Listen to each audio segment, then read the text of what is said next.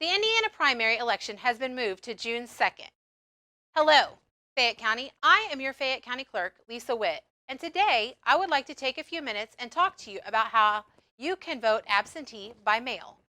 In the past, the state of Indiana has had tight restrictions on who was able to vote by mail. Some of those reasons include being confined to a residence, out of the county, disabled, over 65, working during polling hours, or no transportation to the polls.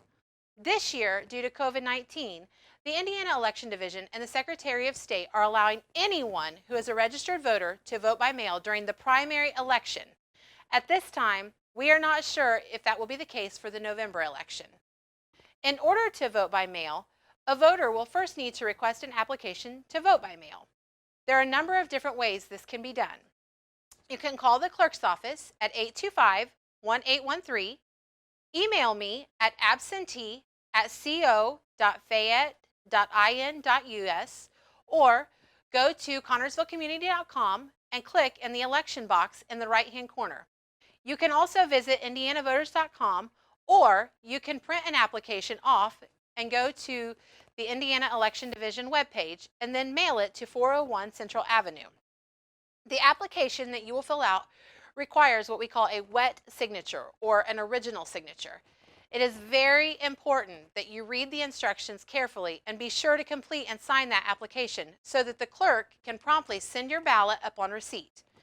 If you choose one of the first three options, I will send you an application along with a postage-paid envelope to return that application to me in. Once your application is returned, it will be checked in and the information will be entered into the statewide voter registration system. This application will be held until your ballot is returned to the clerk. The system will then generate two labels. The first label is an address label. This will be placed on the yellow envelope that your ballot will be mailed to you in. The second label has a barcode along with your name, address, precinct information, and party information. This label will be placed on the envelope you will return your ballot in to the clerk. There will be several things in the yellow envelope: the voter's Bill of Rights, a pink slip with instructions on how to fill out your ballot, the ballot Scantron that is signed by a bipartisan team, your ballot, and a ballot secrecy envelope. And lastly, the postage-paid envelope that you will sign and return your ballot and Scantron and the secrecy envelope in. You must return your ballot in your signed envelope. There cannot be more than one ballot in that envelope. It is important to remember when filling out your ballot selections, you make sure they are marked dark so that when they are ran through the machine, it can be easily read. Once the clerk has received your ballot, we will then pull that application that we were holding, and the signature on that envelope will be compared to the signature on your application. After the signatures are compared, the clerk will then enter the ballot as received into the statewide voter registration system, and the ballot and application will be placed together in a locked ballot box until Election Day. On Election Day, that ballot box will then be unlocked by a bipartisan team, meaning one Republican and one Democrat. This team together will review those signatures again to confirm a match.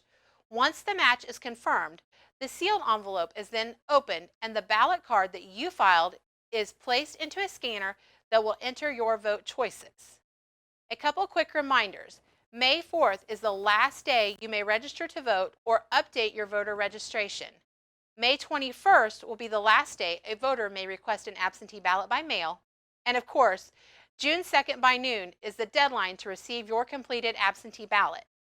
If you have questions, please call me at the clerk's office at 825-1813, or you can call the Indiana Election Division at 317-232-3939. See you on Election Day.